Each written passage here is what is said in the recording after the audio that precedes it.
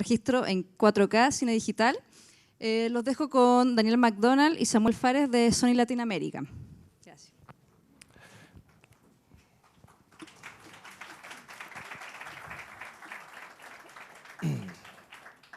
Bueno, buenas tardes. Un placer aquí estar con ustedes compartiendo esta tarde un poco conversación abierta. Mi nombre es Daniel, como mencionó la señorita. Vengo de Miami, la parte de integración y sistemas enfocado en el grupo profesional. Conmigo tengo a Samuel Fares, gerente de producto.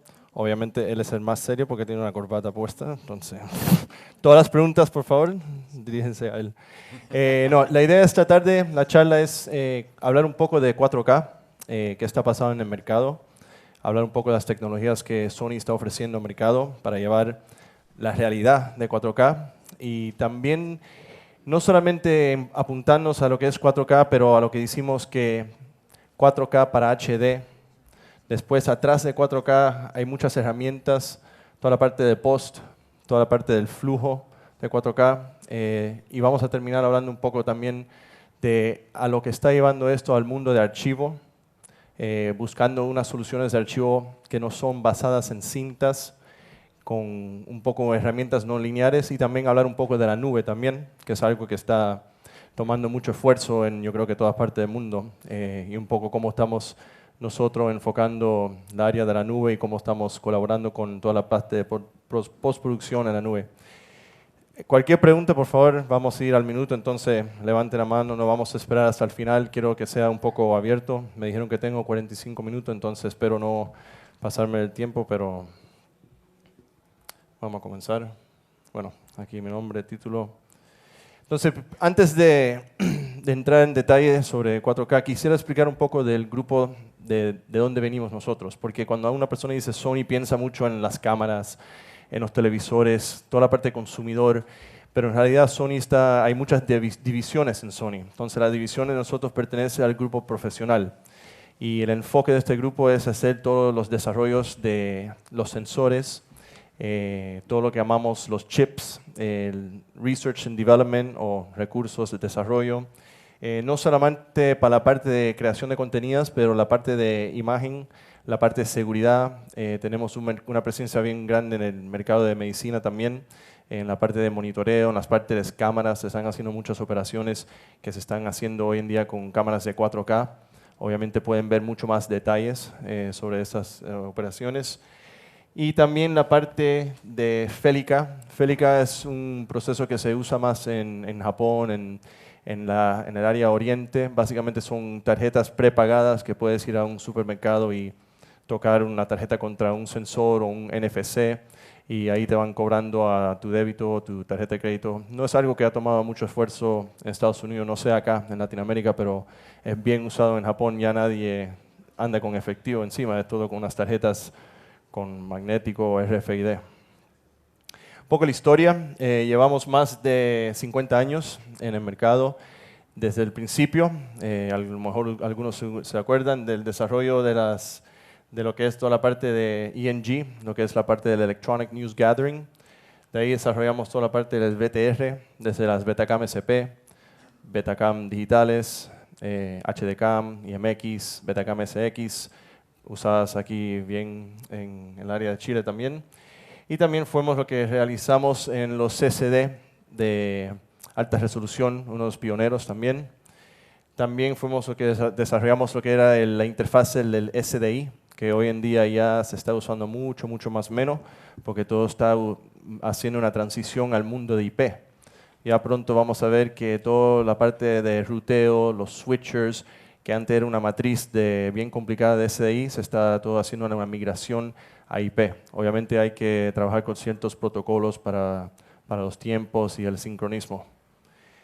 Toda la parte del Betacam, hace más de 10 años sacamos al mercado el primer chip de 4K, que fue en un proyector de SXRD, que hoy en día muchos de los salones también se están convirtiendo a digitales con esos proyectores. Y hace más de 10 años se desarrolló la tecnología de captura en non-cinta, o lo que es basado en archivo. Y nosotros fuimos pioneros con el sistema de XDCAM, que es el Blu-ray, que podemos ver aquí, que lo vamos a mostrar después. Después el CMOS, toda la parte de OLED, en la parte de visualización. Y hace 2 años fuimos los primeros de sacar una cámara con un sensor de 8K al mercado. Dice, bueno, ya, 8K, ¿por qué? Porque en realidad muchas de las cámaras que tenemos hoy en el mercado no son 4K nativa. Usan ciertos patrones de lo que llamamos el Bayer. Entonces no es un 8K o no es un 4K nativo. Estás hablando de a lo mejor un 3K o un 2.K y medio con un upscaling. Pero esto lo vamos a ver más en detalle. Entonces, para resumen, el grupo profesional, todo esto está apuntando, las imágenes digitales. Sí.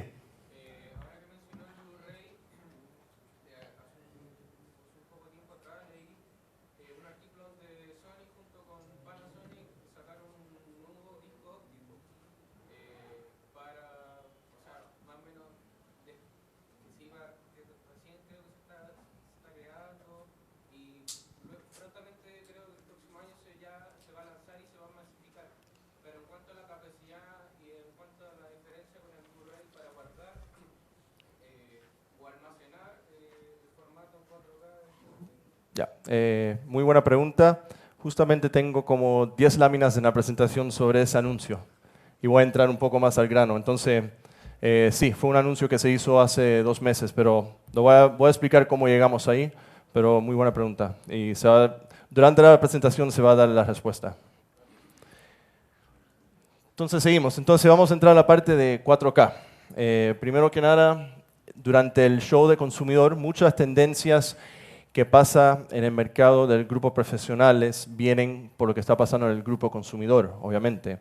El consumidor, los tiempos de cambios de equipos, de tecnología son mucho más rápidos que el desarrollo que viene. Entonces, por esas razones, tú estás viendo que en el show que se lleva a cabo en Las Vegas al principio del año calendario, en enero, que es el Consumer Electronics Show, el enfoque del show este año, la mayoría, 80-90% del show fue las televisoras y las tendencias de 4K o de UHD, Ultra High Definition, llamamos Ultra High Definition TV, que es 3840 por 2160. Entonces, podemos ver que hay un crecimiento desde el año pasado, este año, próximo año, de no solamente los televisores, pero los proyectores de corto short throw, como estamos viendo acá, que estamos usando un proyector, estamos 1,5 metros del telón más o menos. Y también tenemos ya en el mercado lo que es 4K para hacer playback de 4K. Y esto es muy importante porque las redes sociales, por ejemplo YouTube, Netflix, también está apuntándose, ya pueden subir películas de 4K, ya están visualizando 4K, entonces ahí le abren el mundo a los productores independientes, a cualquier persona que está trabajando con estos formatos. Y obviamente nosotros, Sony, también acompañamos una línea de producto para hacer el 4K mucho más accesible, que tenemos cámaras como la PXW100, que tiene un costo de más o menos de $5,000. Menos de $6,000, que ya puedes hacer 4K, y obviamente con las cámaras F65, que ya tienen un costo superior de $70,000 más o menos. Pero ya podemos ver que los contenidos de las redes sociales están adaptándose y apuntándose a 4K. Apoyando todo esto está toda la parte de producción, distribución y lo que es visualización. Entonces, en producción se están desarrollando diferentes estándares, como el ITU. Antes el ITU, un espacio color, el ITU era el 709 para HD. Y hoy en día ya estamos viendo que está el 2020, que ya es un poco más amplio, el espacio de color, que te permite tener una más riqueza o mucho más colores disponible cuando ya llevas a la parte de postproducción, cuando estás capturando la imagen en una imagen RAW, que vamos a ver en detalle. Y también los da unos píxeles, una resolución mucho más alto de 4K, hasta 7680 por 4320, que ya estamos viendo imágenes de 8K más o menos. Y obviamente los sampling rates, y todo esto es trabajando en escaneos de progresivo. Entonces está la parte entrelazado, que es una línea, cada una línea, pero esto es ya en progresivo, que es secuencial. Y la parte de distribución, porque como sabemos, en todo subiendo el aumento de resolución, las tasas de compresión, hay que encontrar formas de codificar eficientemente para tener la más calidad y tratar de hacer una distribución por satélite para llegar ya a las casas o consumidores, los televisores. Entonces, con eso en mente, todos conocemos el H.264, que es el MPEG-4, parte del MPEG del grupo 10. Y se tiene en mente ya, el ITU salió lo que llamamos el H.265. Entonces, el H.265 se está convirtiendo como un estándar para lo que es la distribución del 4K. Y la parte de visualización, ya incorporamos en las televisores nuevos lo que es el HDMI 2.0. Entonces, el HDMI 2.0 te puede visualizar hasta imágenes de 60p, 4K, con muestreos de 422, 420, 444, etc. Y las televisoras actuales se pueden actualizar con firmware, por lo menos estoy hablando de Sony, que se pueden actualizar por la internet a HDMI 2.0. Sí.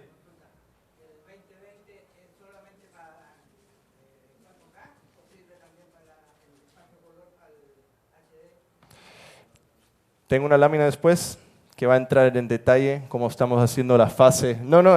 Hay muchas preguntas, pero voy a parar justamente en esta lámina que viene ahora y ahí voy a entrar en detalle y podemos ver que no es solamente para el 4K, pero es para HD y otras áreas con un bitrate, una tasa de compresión mucho más alta, de 16 bits, lo cual te va a permitir mucho más colores, etc. Entonces, la parte de distribución ya se está haciendo pruebas mundialmente. Lo que es con el H.265 se están haciendo encoders, obviamente en Japón. Se hicieron pruebas en Japón durante el Mundial. Todos los juegos que va a participar Japón se va a grabar en 8K con el NHK. La mayoría de los juegos en Brasil por TV Globo se están grabando en 4K. Entonces 4K ya es realidad en la parte de producción y la parte de deportes. Y aquí vamos a la lámina sobre tu pregunta. Entonces la idea es entrar esto y hacerlo en fases. Entonces hoy en día los encontramos aquí en el 2014-2015, donde tenemos 4K UHD en 2160 progresivo, 5060, Full HD TV, que tenemos 10 bits, 12 bits usando el espacio color del ITU 709, obviamente con el rango dinámico alto disponible y el cuadro de 5060p con los muestreos de 420, 422 y el coding de HEVC, el Main 10, con audio 5.1. Ya para el 2015-2016 se va a incorporar el BT 2020. Entonces, a tu pregunta, aparte de usarse para 4K, lo que va a incorporar el 2020 también es la disponibilidad de tener metadata encajada dentro de las señales de los espacios. Entonces es muy importante la metadata que se va a incorporar a esos videos, a esas distribuciones. Entonces ese espacio de color lo vamos a estar viendo después del 2015 más o menos. Y obviamente después, más adelante, 6-7 años para el 2020, se va a estar sacando lo que es ya el Super High Vision. Eso ya estamos apuntando a lo que es 8K. Entonces eso es un poco la tendencia en cómo vamos a ir sacando o sacando en fases las diferentes, y obviamente todo va amarrado con distribución, producción, computación, obviamente porque en el momento que se saca un códec nuevo, por ejemplo el XABC, que se está usando mucho, que voy a hablar un poco, se necesita ciertos procesamientos, ciertos cores, cierta memoria de RAM, entonces todo eso tiene que estar disponible. Y todos los proveedores tienen que estar trabajando sobre los códecs también. Esto bien rápido, nosotros Sony somos los únicos, hicimos de lente a lente, o de la cámara a la televisión, que podemos complementar un flujo completo de 4K, desde la captura, a lo que es el almacenamiento, la visualización, en la parte de postproducción, la distribución, la exhibición, lo que los proyectores de cinema y también en las casas, consumidor. Hoy en día hay más de 180 películas hechas por Sony Pictures que ya están en 4K, para nombrar algunas acá. Como había mostrado, no solamente el 4K se está usando para la parte de cinematografía digital, pero también está entrando a lo que es la producción y también en las noticias. Vamos a estar viendo la captura de noticias porque las cámaras que estamos sacando son bien flexibles y bien modulares. Hoy en día estamos mostrando aquí, obviamente Sony aquí está representado por la compañía de VideoCorp, y en el booth de VideoCorp estamos mostrando la F55, que la voy a conversar un poco. Para apoyar todo este desarrollo de 4K, porque muchas personas piensan, bueno, que si el flujo, que si qué voy a usar, que si qué herramienta es mejor. Nosotros, Sony, tenemos en 4 diferentes áreas del mundo unos centros que llamamos el Digital Motion Picture Center, o el DMPC. Ese es un lugar que es gratis para cualquier persona. Obviamente se tienen que inscribir, no hay ningún costo, en donde una persona puede ir y atender y tener a su disponibilidad todo el flujo de 4K. Entonces, puedes venir un día a un estudio en Los Ángeles, te puedes entrar por la página web, inscribirte, y puedes hacer las tomas con las cámaras, hacer los dailies con los editores, hacer los coloristas, el intermedio digital, hasta hacer el paquete de DCP o la distribución. Y aquí lo que te da es un poco más la visualización y la flexibilidad, que en realidad 4K no es muy duro para trabajar, es una realidad. La línea de producto de cámaras que hoy en día están disponibles en el mercado de Sony, comenzando desde las NX PXW, que es la nueva que lanzamos ahora hace un mes. Las del medio, las más flexibles, modulares, son las 55, las 5. Y ya las de alta calidad son las 66, que vemos en detalle. Un poco de las diferencias. La 65, trabajamos con un patrón non-bare. Entonces el sensor, la imagen del sensor es 8K nativo. Entonces ya la cámara está disponible o va a estar disponible para 8K en el futuro. Hoy en día la usamos para 4K, pero está lista para 8K. Son 20 millones de píxeles disponibles, de los cuales son 19 miles activos. Y tenemos el wider color space en esta área. La F55, la F5 trabajamos con patrones bare, como otras cámaras en el mercado, otros proveedores, de 4K. Total son 12 millones de píxeles, entonces puedes notar que hay una diferencia, obviamente una gran diferencia en precio también. La 55 incorpora el mismo white color, pero la F5 tiene un standard color. Ahora, la F5 se puede actualizar a la F55. Para que tenga un poco entendido, la F5 vale como $15,000 y la F55 está en los 30,000 más o menos. Y la 65 está como en 70. 65. Más detalle, incorporamos en la captura del sensor, cada una tiene, y esto es como son sensores de CMOS, lo que llamamos los shutters, el rotor shutter y el rolling shutter, para evitar lo que se llaman los efectos, si estamos haciendo un paneo bien rápido. La F55 hace un frame image scan que va a escanear cada cuadro de cada imagen para asegurar que no hay ningún gelatin effect. Y la F5 incorpora un rolling shutter. La 65 es 8K 60p con un submuestreo verticalmente en 8K, y la 55 y la 5 hace submuestreo horizontal y verticalmente en 2K. Y se puede hacer 120 cuadros por segundo, 240 cuadros y 120, la cual de 240 cuadros te da una sensación de cámara lenta espectacular. Y la podemos ver, acá la estamos mostrando. Los formatos que capturamos, la 4K es RAW, capturamos nativamente el rojo, el verde, el azul, y ahí lo te da mucha más flexibilidad en la parte de edición y en la parte de postproducción sobre esa imagen, con ciertas S-Logs que trabajamos. La 55 multiformato captura RAW XAVC en 4K y la 5 RAW con un adaptador. Aparte de 4K, estas cámaras te pueden trabajar en SSTP, que es Simple Studio Profile. Estamos hablando de 440 megabits por segundo, 220 megabits por segundo en 2K y HD. Y simultáneamente también estas cámaras te pueden capturar en 4K, pero en XAVC y en MPEG. Entonces puedes hacer tu captura en 4K, tus dailies en MPEG para hacer la distribución y también DNX HD y ProRes. Entonces puedes ver que esta cámara en realidad multiformato, multiuso y bien compatible para las diferentes áreas para trabajar. Obviamente con todas estas cámaras se necesita tener ciertas memorias para capturar esto. Entonces con esto en mente hemos sacado al mercado tarjetas de 255 gigabytes, 512 gigabytes y 1 terabyte.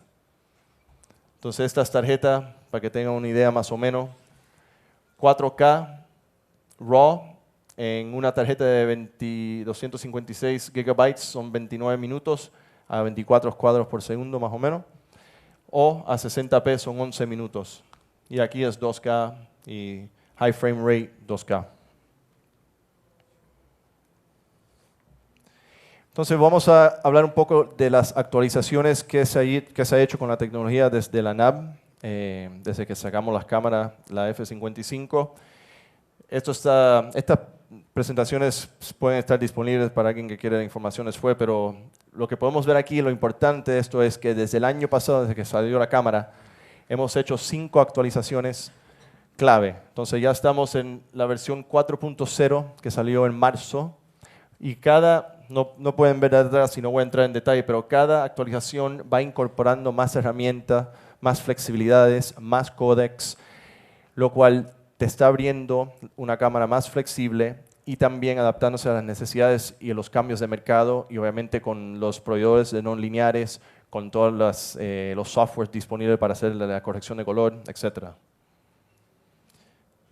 Voy a enfocarme un poco en los firmwares del 4.0. Se adaptó lo que es el cache recording, la grabación de intervalos. Mejoramos los menús de usuario e incorporamos lo que es el S-Log 3. Entonces, hoy en día hay un papel, un white paper disponible. Para no entrar, yo me puedo pasar una hora solamente hablando del S-Log, pero básicamente lo que te da el S-Log te da una combinación de incorporar lo que es el ACES, el ITU 2020 y otros espacios de colores para trabajar con un rango dinámico más abierto, mucho más flexibilidad sobre la parte de postproducción, adaptar esto para ciertas escenas, hay ciertas escenas que las estás tomando y se ve un poco borrado o no se pueden ver los detalles. En cuando vas adaptando el S-Log 2, el S-Log 3, puedes entrar bien al grano. No sé si tienes algún comentario. Sí, correcto. El S-Log 3 te permite... El S-Log 3 te va a permitir más detalle en las altas luces y el S-Log 2 más detalle en las bajas luces. Entonces ustedes pueden escoger y lo bueno del S-Log 3 es que te permite trabajar con el ACES porque tiene el espacio de color más amplio posible para poder trabajar con el ACES Workflow que viene de la Academia de Ciencias y los Hollywood, ¿no? De lo que hacen los Oscars. Así que si quieren ganar un Oscar tendrían que trabajar en ACES. Aparte de eso también se agregó, gracias Sam, se agregó lo que es grabando simultáneamente en proxy, en Simple Studio Profile, los marcadores en la parte blanca, amarilla, verde, rojo, azul, el soporte para el CVK, los lookup tables generadas por el Raw Viewer. El Raw Viewer es un software gratis de nosotros. Y también la disponibilidad de HDMI 2.0, lo cual te va ya a permitir trabajar en UHD con esta cámara. Y esto es importante porque ahora tienes una cámara que te graba en 4K RAW, 4K XAVC, pero a lo mejor va a llegar un momento que no necesitas hacer una producción en 4K o no necesitas trabajar en XAVC. Entonces tú puedes cambiar la cámara y trabajar en Simple Studio Profile, ProRes, DNX HD nativo en la cámara, MPEG 50, que es 422 HD. Entonces todo esto está disponible con esta cámara. Y también se puede incorporar a lo que llamamos para la parte de documentos, deportes, para la parte de producción, incorporando estas áreas para el peso de la cámara. Un poco el overview del flujo. Básicamente, todas las cámaras que mencioné, los dailies, estas son las compañías que colaboramos, la parte de edición y la parte del color grading. El Raw Viewer, esto está disponible para bajar gratis de nuestra página de web. Esto te permite visualizar en una máquina los archivos de RAW, XAVC, Simple Studio Profile, etc. Y también hacer de anamorphic, generar varios formatos de esta área. Puedes generar DPX, ProRes, partes de audio, etc. Look Control y opciones para salida de SDI. Un poco, esto es solo para mostrar que todos los no lineares en las industrias, Adobe, Grass Valley, Avid, Final Cut Pro, Vegas, están ya apoyando lo que es la decodificación, encodificación del XAVC y trabajando en RAW también. Y en la parte de postproducción, Blackmagic, ColorFront, Filmlight, Assimilate, Quantel, Autodesk, ya todos están trabajando con todo lo que ofrecen las cámaras. Algunas ventajas, tú puedes, sí.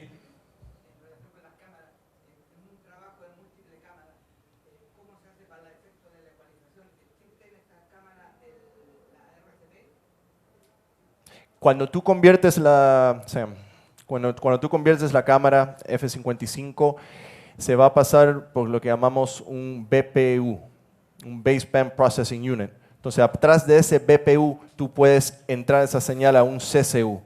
Al momento que tú entras al CCU con un RCP, tú tienes todo el control como si estuvieras en una cámara de producción. Ahí tú puedes pintar la cámara, puedes ajustar la matriz, puedes cambiar todo, sincronizar las señales, etc.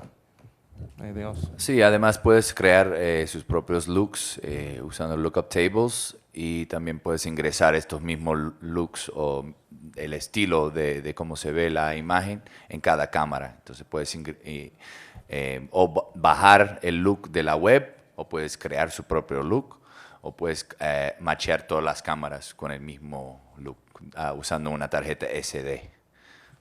Gracias. No, disculpa. Entonces acá unas flexibilidades que tú puedes, simultáneamente que estás grabando de una tarjeta de memoria, un SD, puedes estar grabando XAVC 4K y a la misma vez proxy, lo cual el on-set puedes estar haciendo el offline y después lo puedes llevar al estudio, a la parte donde estás haciendo ya la corrección de color en detalle y hacer el online.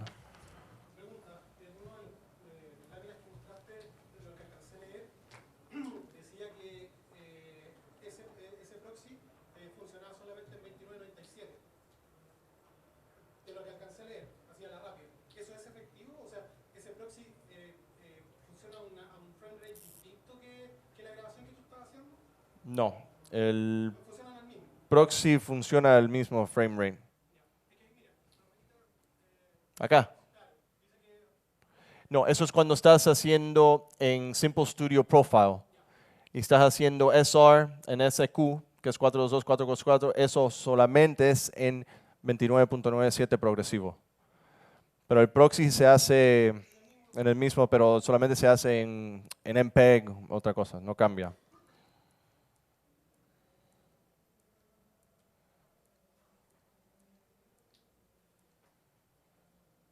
Y después puedes entrar al Content Browser y escoger cómo quieres visualizar. Si quieres visualizar la 4K, si quieres visualizar el proxy. Si grabas 4K y se te olvida crear el proxy, tú puedes regresar de la misma toma que has hecho en el menú de la cámara, permiso, y del 4K crear un proxy en MPEG, en HD50. Entonces puedes hacer la grabación y después regresar y crear un proxy sobre esa información. Estos son unos ejemplos de los flujos Blacklist. Es una producción que se pasa en Estados Unidos. ganó varios awards y se hizo en la F55 en XAVC con flujos de dailies de HD. Entonces, como mencioné, la 55, multiformato, HD, 2K, QFHD por HDMI 2.0, 4K, formatos XCAM 50 megabits, más Super Reality Codec o es Simple Studio Profile, 220, 440, XAVC hasta 422 y 4K 16 bits. Entonces ahí con esta cámara ya tienes multiformato y muchas personas hoy en día están capturando en 4K para HD. Porque si capturas en 4K y haces un HD del 4K, vas a tener mucha más en la imagen para trabajar sobre esa imagen. Entonces, ya tienes una cámara lista para 4K. A lo mejor no el flujo completamente de la producción esté lista, pero puedes extraer el HD de esa 4K y te va a dar una imagen mucha más alta resolución, mucha más en detalle y mucha más flexible para trabajar. Salimos de la parte de 4K, entramos a lo que son las herramientas, la nube y archivo. Me quedan 15 minutos, estamos bien. Entonces, hace un año Sony lanzó al mercado una nube. Obviamente hay muchas nubes, miras para arriba, etc. Pero esta nube está enfocada para lo que llamamos el mundo de postproducción, para hacer trabajos, para hacer colaboraciones, para hacer reviews, para hacer sincronismos de audio, para hacer cortes básicos sobre la nube. Entonces, cada usuario puede crear, manejar proyectos, subir archivos, anotar, colaborar, compartir archivos en formas de proxy o en las mismas 4K. Y también pueden tomar ventaja de los workflows. Adentro de la nube hay 3 aplicaciones disponibles, que es el review del video. Pueden estar varias personas simultáneamente revisando un video. Entonces, si un video se captura en Santiago, pero en Buenos Aires se está haciendo la post, se sube el video a la nube. En Buenos Aires pueden empezar a hacer anotaciones. Después se puede bajar, se puede enviar un EDL a un non-linear desde la nube. Rough cuts, tú puedes definir listas de cortes, stitching, clips y también el audio. Los invito a todos. Esta es la dirección.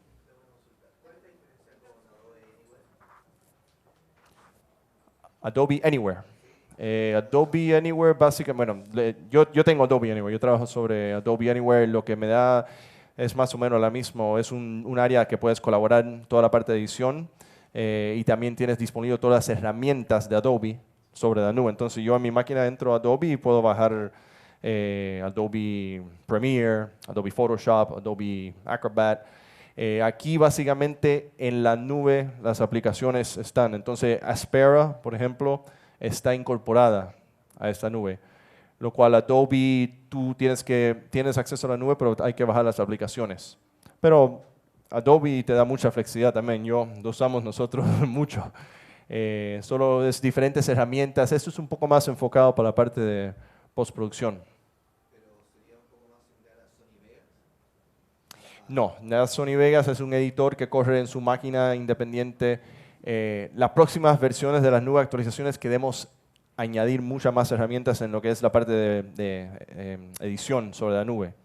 Pero hoy en día solamente son cortes, armar listas de ediciones como EDLs, etc. Y pueden entrar. Es gratis, 5 gigabytes te damos gratis para hacer pruebas. Obviamente de ahí pueden añadir, hay diferentes paquetes, etc. Este es un ejemplo de una producción, lo que se puede ahorrar haciéndolo sin la nube, con la nube. Obviamente, no solamente la nube Sony, pero en general estoy hablando. Antes son más o menos $700,000 en lo que es la grabación, enviando todas las personas, el personaje viajando, enviando los hard drives, esperando el material. Aquí puedes subir todo, estar la persona de efectos, el cliente, el editor, el que hace el sonido, todos colaborando sobre la nube con la información en tiempo real. Entonces yo la semana pasada estaba haciendo las pruebas con un equipo en Brasil, yo estaba en Miami y estábamos haciendo ediciones durante una presentación y ellos estaban en tiempo real chateándome y haciendo anotaciones, etc. Permiso. Como podemos ver, con todas estas demandas de redes sociales, archivos, etc., vemos que hay un crecimiento en lo que es la área de archivo. La área oscura es correo electrónico, la amarilla es bases de datos y la verde es archivos. Entonces, que si YouTube, que si Twitter, que si Facebook, que si todas estas áreas está generando un crecimiento de archivos en el mundo que se tienen que almacenar en algún lugar. Entonces, por ejemplo, este es un ejemplo perfecto. Cada minuto se suben 48 horas a YouTube de video, significando que para el año 2020 vamos a tener 40 zettabytes. Zettabytes referencia es megabyte, gigabyte, terabyte, petabyte, exabyte, zettabyte. Mucho video. Hay una preocupación en la comunidad de cinematografía digital, que es cómo preservar el material historial o toda esta data que está entrando. Entonces, por mucho tiempo se han analizado soluciones basadas en IT, LTO, disco duro, DVD, y cómo preservar esta información y tener una herramienta que puede estar ahí de largo plazo. Porque si no, con lo que está disponible hoy en día hay que hacer una migración de la información cada 5, 6, 7 años, porque sale una tecnología nueva, cambian los drivers, cambian los lectores, etc. Disco duro, todos sabemos, 3, 4 años, se te va a dañar, algo va a pasar. LTO, cada 3 generaciones, 6, 7 años hay que copiar. Entonces el mercado está pidiendo una herramienta que puede tener una vida útil más de 20, 30, 40 años sin hacer migraciones y lo que llamamos sin hacer copias. Entonces, básicamente con eso en mente, nosotros Sony lanzamos al mercado, y ahora vamos a la pregunta del chico al principio, lo que es esta solución que es el ODA, el Optical Disc Archive, que son 12 discos de Blu-ray incorporados aquí adentro. Entonces hoy en día, como conocemos, la solución de XDCAM fue desarrollada para captura, fue adaptada para grabación, pero la evolución fue para la parte de archivo. Pero hay limitaciones porque aquí solamente llegamos a 128 gigabytes, que son 4 capas sobre un plato. Entonces, si vemos acá, en esta gráfica rápidamente, el óptico, el LTO y el disco duro, las ventajas y las desventajas que tenemos. Estos son ventajas del LTO, el costo, la capacidad, las tasas de transferencia, velocidades. Si mejoramos esta área, podemos encontrar una solución para lo que es el archivo a largo plazo, no solamente para la parte de digital, pero también para lo que viene ahora de 4K, todos estos contenidos que estamos hablando, cómo se van a mostrar películas, cómo se va a guardar más mayoría que un Blu-ray consumidor que llega a 50 gigabytes más o menos. Entonces, con eso en mente se sacó esto al mercado, y aparte de este cartucho que tiene 12 discos adentro, que podemos ver que es agnóstico, aquí tú puedes guardar lo que quieras, se conecta por USB 3, lo estamos mostrando abajo, trabaja con sistemas operativos de Windows, Mac, Linux, Windows 2008, se puede hacer drag and drop, transferencias, acá, bien fácil usar, disculpa si estoy yendo un poco rápido, me quedan 5 minutos. Garantizado, periodos por más de 50 años. Trabajamos con el formato que es el Universal Disc Format, no importa si está en Windows, no importa si está en Mac, se puede leer, se puede cambiar, se puede traspasar la información. Un poco de la media de tecnología, ocupamos lo que es, aquí podemos ver desde el CD, desde una escritura hasta regrabables, magneto óptico, que fue todos los mini discs, etc. Y lo que tenemos en DVD, CDR, en Blu-ray es el cambio de fase. Así es como cambiamos la fase, la intensidad del láser sobre el plato para escribir y para poder regrabar sobre la misma información varias veces, cambiando el estatus físico del plato internamente. Contamos con 4 cartuchos en el mercado, desde 300 hasta 1.5 terabytes. Pero entonces me dice, bueno, Daniel, en realidad 1.5 terabytes no es mucho. Ya hay ciertas cintas que hay mucho más, con 2.4 terabytes, etc. Y aquí vamos a la respuesta. En marzo de 2014 se firmó un convenio con Panasonic, entre Sony y Panasonic, en donde se hizo una alianza para el desarrollo de un Blu-ray con tamaños de 300 gigabytes, 500 gigabytes y 1 terabyte sobre un disco, significando que podemos llegar hasta 12 terabytes en un cartucho. Entonces ya comenzando, como conocemos, el 1982 salió el Compact Disc, el DVD, el Blu-ray, y que es algo común que tienen todas estas tecnologías. El mismo tamaño, las mismas dimensiones. Yo pongo en mi computadora, yo puedo poner un Blu-ray, un DVD y un CD. Y ahora este año se va a presentar lo que llamamos el Archival Disc. Entonces el Archival Disc va más para allá de esta área. La idea es entrar al mundo edite, ya al mundo más masivo, cómo guardar películas de 4K para hacer muestreo en las casas en vez de Blu-ray, usando ya un Archival Disc, etc. Y podemos ver que el próximo año ya vamos a tener cartuchos de 3.6 terabytes disponibles en el mercado. Poco de la tecnología. Ocupamos diferentes lectores de un cabezal con 2 cabezales ópticos, 4 cabezales ópticos, lo estamos mostrando abajo en el piso. Pero en el futuro vamos a tener 4 cabezales y 8 cabezales ópticos, 8 canales, lo cual va a implicar que podemos escribir en la parte de encima y abajo simultáneamente del disco. Y aquí es un poco el roadmap para esta tecnología. Como había mencionado, tenemos desde el standalone por USB 3, viene incorporado con un software gratis que te permite comenzar a archivar la información. El software es el Content Manager, lo estamos mostrando abajo también, si quieren pasar después. Todo te guarda, te crea proxy, metadata, y todo esto va en este mismo cartucho. Entonces, ¿qué garantizamos nosotros? La generación 1, la 2, la 3, la 4, la 5, la 5 siempre va a poder leer la 1 sin hacer una migración, significando ya la información que se guarda aquí por mucho largo tiempo. No hay que hacer migraciones, que es una preocupación en lo que es la transición de la parte histórica como 16 milímetros de celuloides, de películas antiguas, etc. Sí.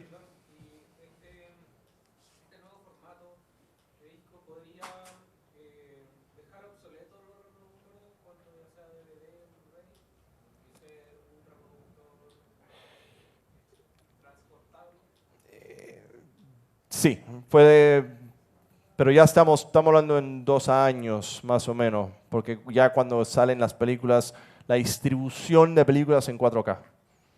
Igual como cuando salió el Blu-ray, empezaron 10 películas, 20 películas, ahora vas y tienes todas las películas en Blu-ray disponibles.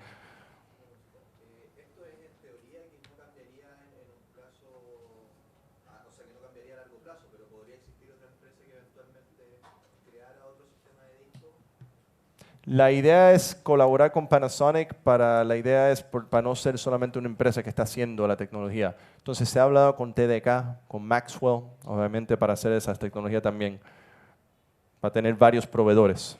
¿Y eso no estanca en cierta forma la tecnología de almacenamiento? No, porque tiene más personas desarrollando sobre esa tecnología.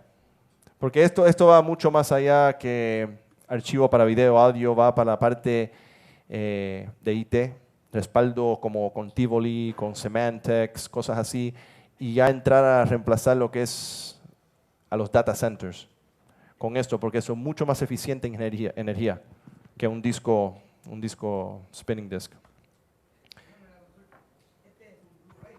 Este es un Blu-ray.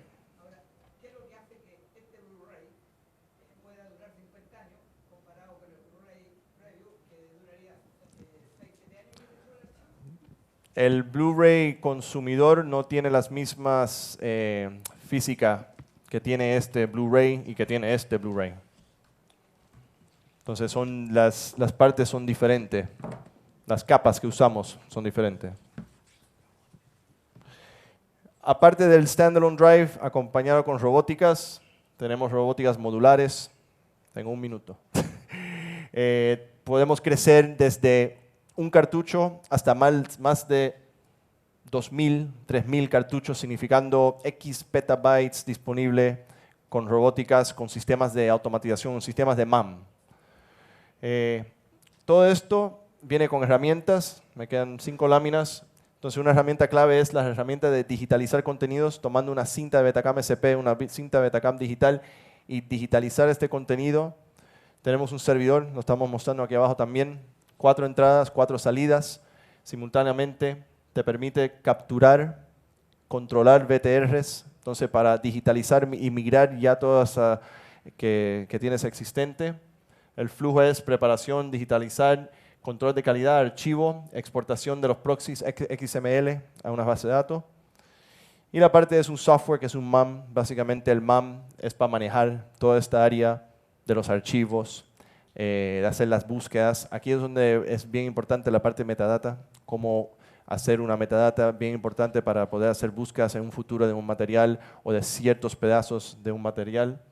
Exportar, importar, ya estos son sistemas basados de redes que pueden tener más de 100 usuarios concurrentes, visualizando los proxies a la misma vez, haciendo ediciones directamente a los no lineares, drag and drop, a todos los no lineares en el mercado, trabajando con estantes o trabajando también con las robóticas disponibles del ODA. Abierto a todos los formatos, agnóstico, se puede catalogar cualquier información.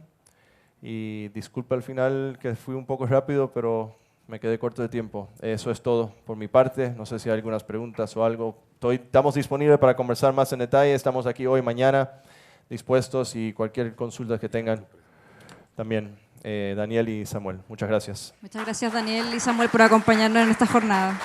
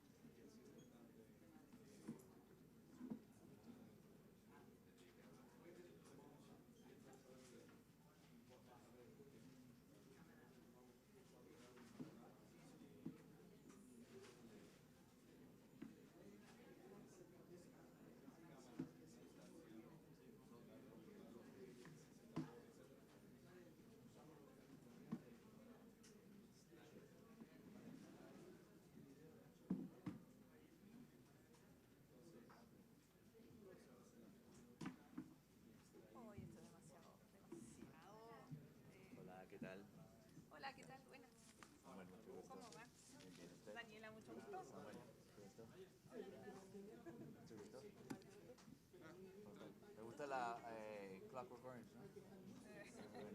Ustedes acaban de terminar la exposición, ellos empiezan ahora. Ah, perfecto, pasen por favor, déjame quitar mis cosas. No, era para presentarlo. No, por Era el favor. que